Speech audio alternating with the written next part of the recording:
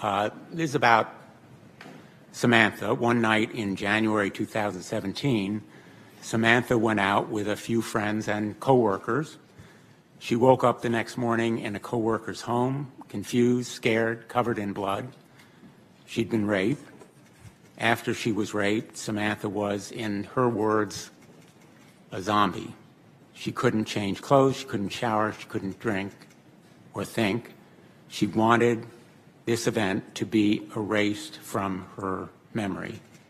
Samantha's attacker also began stalking her, and she was struggling with depression and PTSD. In March, Samantha took a pregnancy test, and then another, then another. They kept coming back with the same result: pregnant. After the horrible violence she faced, she simply couldn't process that she was now pregnant. When Samantha shared her story with me, she said, "I knew if I couldn't end this pregnancy, it would end me." So she decided to get an abortion. Now, as you know, Judge, the landmark Roe v. Wade decision gave her that option. It gave women the right to decide for themselves whether and when to have a child. Roe didn't compel Samantha to get an abortion. It didn't tell her what she had to do, but it gave her that choice. The question that I would like to ask you concerns your legal position. Does the Constitution protect Samantha's right to have an abortion?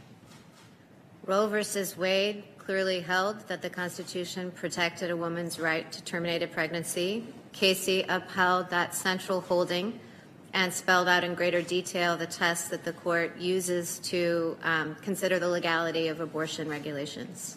Now, I'm asking you this question because the group that sponsored the first letter, St. Joseph's County Right to Life, as it was then known, states, quote, "Abortion is never the right answer, even in cases of sexual assault or where the pregnant woman's life is in danger." And the purpose of the letters that you signed seemed to be a statement of legal position, but you're saying that there is a constitutional right to an abortion. Senator, the statement that I signed from the St. Joseph County Right to Life didn't say anything about rape or incest or any of those things. It simply validated the teaching of my church on the sacredness of life from conception to natural death. What I hear you saying is, in the Constitution, there is that right.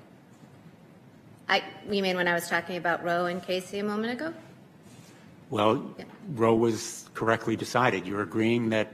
What I said was that Roe held that the Constitution protects a woman's right to terminate a pregnancy, that Casey reaffirmed that holding, and indeed many cases after Casey have affirmed that holding again, Whole Women's Health, for example.